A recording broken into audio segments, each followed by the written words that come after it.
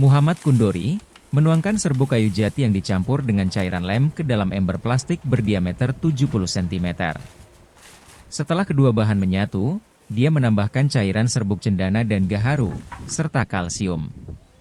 Aroma harum pun semerbak memenuhi ruangan. Saat itu, Kundori sedang menyiapkan adonan untuk pembuatan dupa di rumahnya di Desa Waru RT 4 RW 6, Kecamatan Meranggen, Kabupaten Demak, Jumat, 24 Januari 2025. Dalam tradisi Cina, dupa dikenal sebagai hongsua atau hio yang biasa digunakan dalam acara keagamaan atau ritual.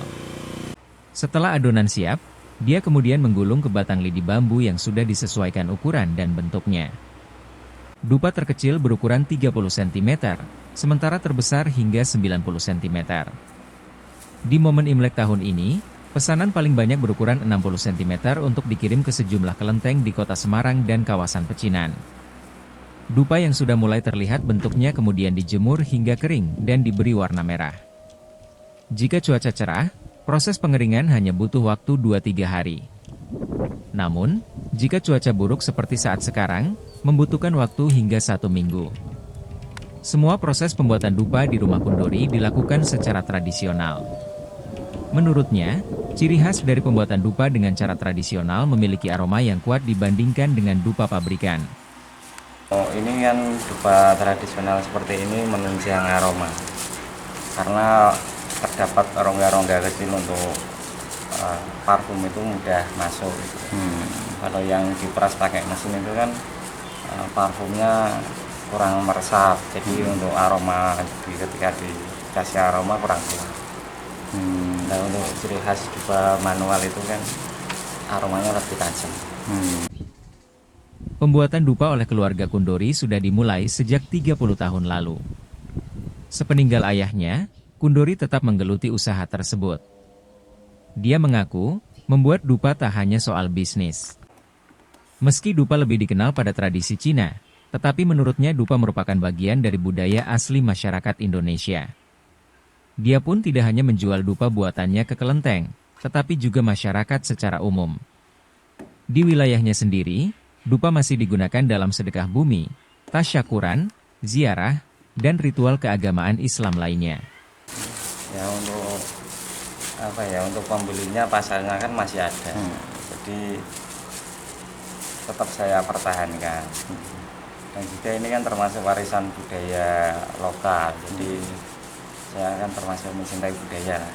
Nah, ini sebagai wujud warga Jawa Tengah yang suka budaya, mengembangkan.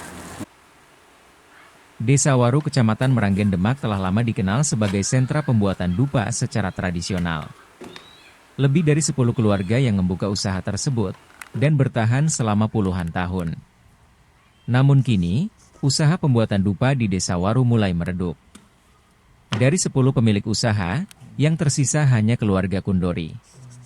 Itu pun setelah ditinggal mendiang ayahnya, hanya Kundori seorang diri yang masih membuat dupa di Desa Waru. Di momen Imlek seperti sekarang, dia harus bekerja ekstra untuk memenuhi pesanan yang kian menurun dari tahun ke tahun. Biasanya saat Imlek, pesanan dupa bisa mencapai 15.000 batang, tahun ini hanya 2.000 batang per hari. Usaha dupa tradisional oleh Kundori, diklaim menjadi satu-satunya yang ada di Kabupaten Demak. Kendati begitu, dia mengaku sama sekali tidak pernah mendapatkan perhatian dari pemerintah. Menurutnya, pejabat bukan tidak tahu keberadaannya. Banyak yang datang ke rumahnya dan menjanjikan sejumlah bantuan. Namun, janji hanya sekadar janji yang tidak pernah terpenuhi. Bahkan, rumahnya kini saja merupakan lokasi langganan banjir. Terdapat sungai di belakang rumahnya. Kondisi sungai dangkal dengan dipenuhi tanaman eceng gondok, sehingga aliran air sering melimpas ke permukiman warga, termasuk rumahnya. Kalau dari pemerintahan sih belum ada. Belum ada perhatian khusus dari wilayah pemerintah.